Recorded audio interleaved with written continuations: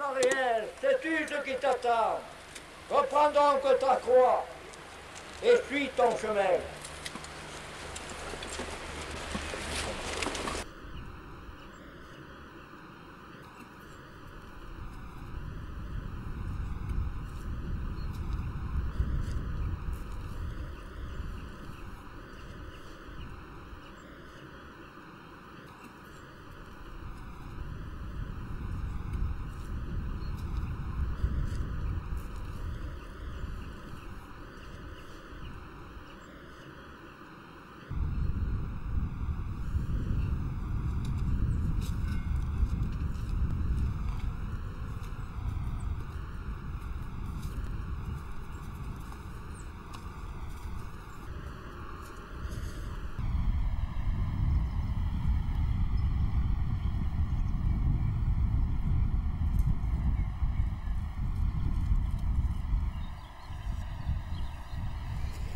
Donc vous avez commencé à être dans la procession Oui, à l'âge de 14 ans. Et il y a eu une interruption à l'âge de 20 ans, puisqu'il a fallu servir à l'armée. C'est ce qui m'a obligé à avoir une interruption non seulement de 2 ans à l'époque, mais considérant que j'étais de la classe 36, avec l'année de guerre et la détention en Allemagne, ça m'a apporté une... J'ai recommencé à être soldat à ce moment-là, soldat romain, en 1946. Et après? J'ai continué au fil des années. Vous avez fait donc le centurion pendant combien de temps? Pendant 22 ans. 22 ans oui. centurion. Oui, approximativement 22 ans. Oui. À l'époque où M. Cour se sentait en difficulté, m'avait contacté en me disant il n'y a que vous, M. Hiller, qui pouvez faire les fonctions de centurion. Je pense que vous avez la capacité. Je lui ai répondu, j'ai la capacité non, parce que je suis loin d'avoir votre prestance, mais en plus de ça, vous avez une élocution que j'arriverai jamais à me perfectionner. Parce que le rôle du centurion, c'est j'ai mis mon dévouement pour la bonne cause, et ce qui fait que j'ai fait pour le mieux, mais toutes les années, ça me portait quand même un certain souci, surtout au niveau de l'expression. Parce que le rôle du centurion, c'est le seul rôle... Oui, il faut bien ajouter, il faut bien voir que le rôle du centurion, dans notre équipe, c'est le seul membre qui a la possibilité de s'exprimer. Et qu'est-ce qu'il dit? Ça demande un peu de temps, parce que finalement c'est à l'arrêt de chaque station que le centurion, selon le lieu et la physionomie de la cérémonie, s'exprime. Il faut préparer son expression quelques secondes à l'avance. Et à la sortie, par exemple, de l'église, alors le Christ se met en place, il tombe pour la première fois. Et le centurion l'invective en lui disant « Jésus de Nazareth, au nom du Sénat et du peuple romain, Rome t'a crucifié, Rome t'a condamné, et tu seras crucifié. Monte au calvaire et de ton sang tu arroseras la terre. Alors, roi juif, debout et en avant. » Voilà. C'est pas tendre. C'est pas tendre, hein.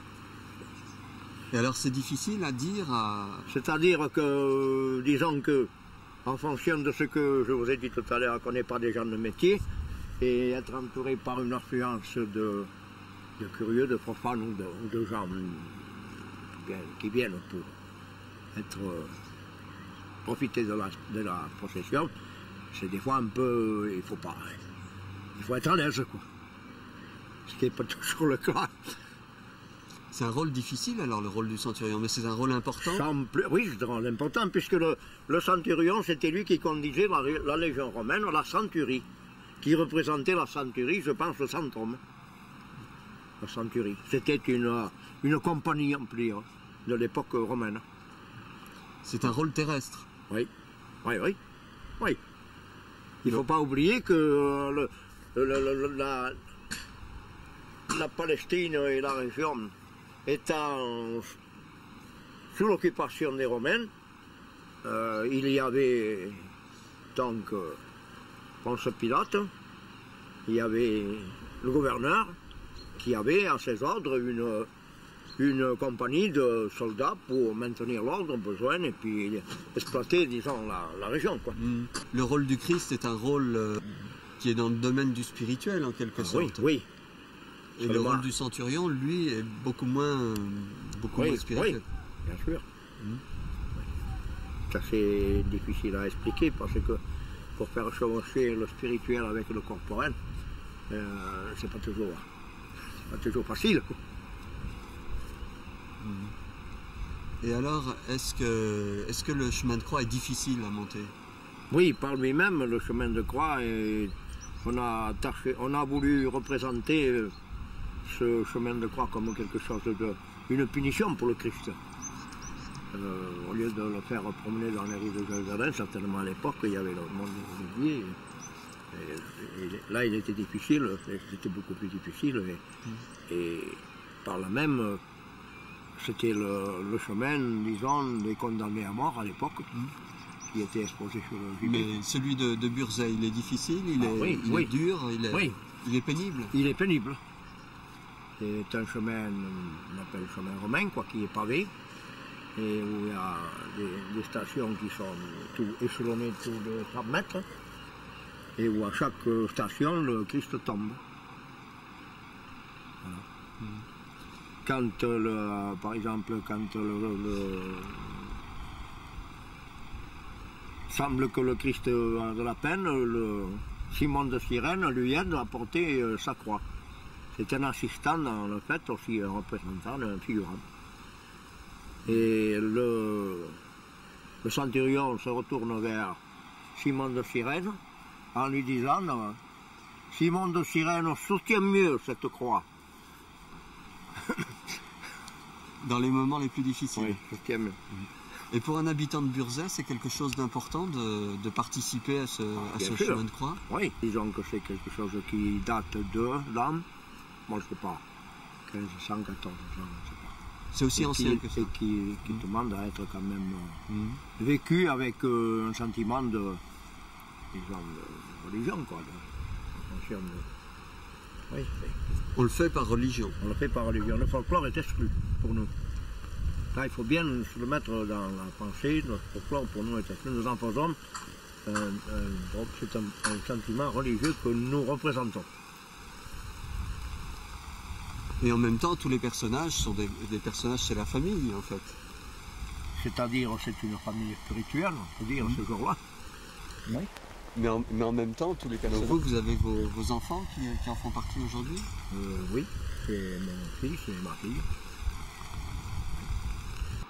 Donc on parlait des personnages. Il y a une cinquantaine de personnages dans la 50 figurants.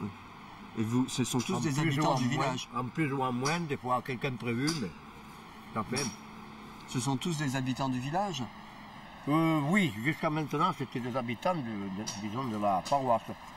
Il s'avère que maintenant, la paroisse sera greffiée au niveau habitant, on fait appel un peu au secteur paroissial, c'est-à-dire les communes environnantes. Et les gens, les jeunes, se font un plaisir de venir participer à la cérémonie du Vendredi Saint.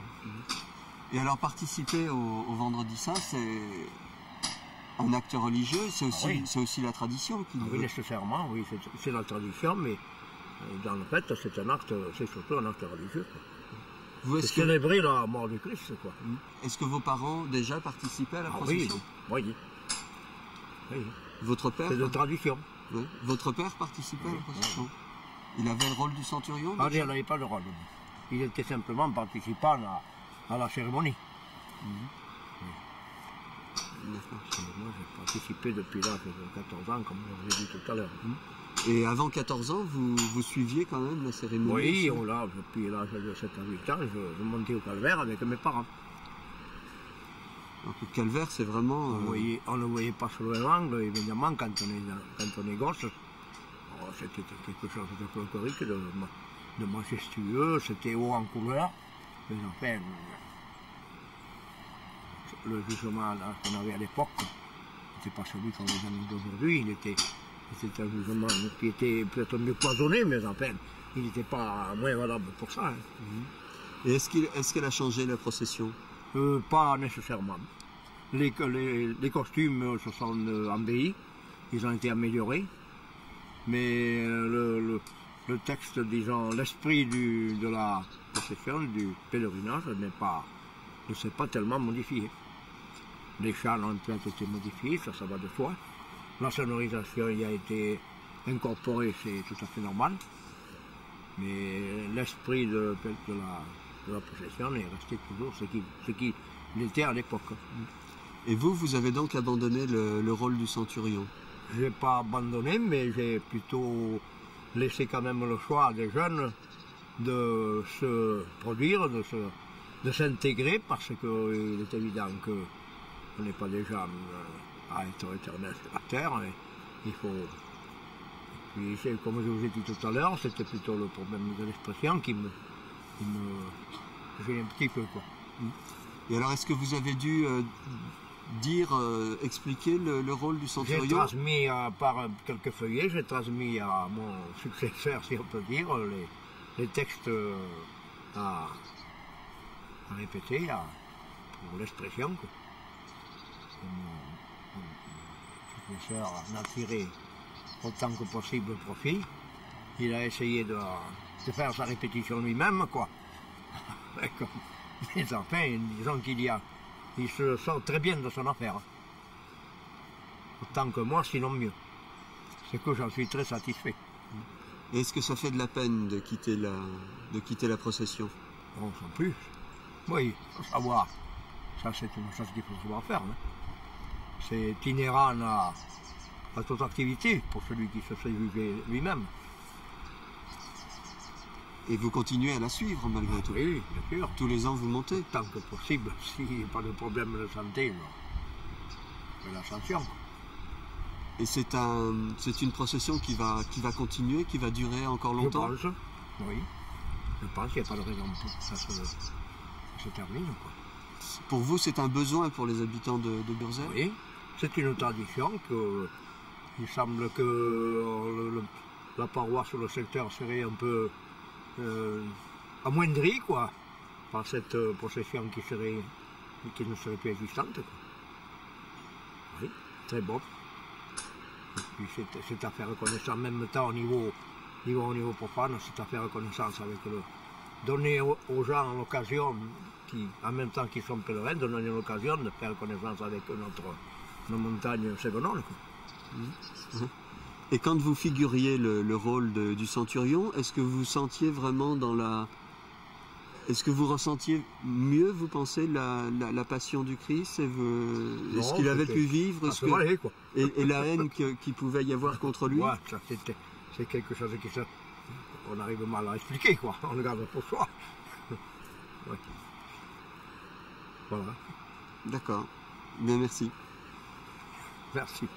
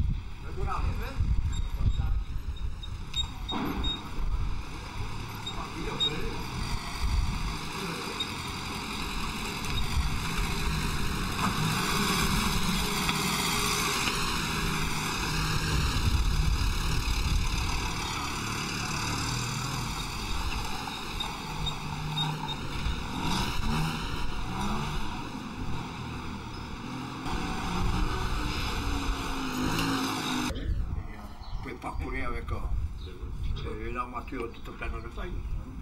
Et bien le lendemain, oui, avec des passemontagnes, et bien le lendemain, dans la nuit du 10 au 11, l'eau qui était montée du haut, du radier, ben, elle avait caillé.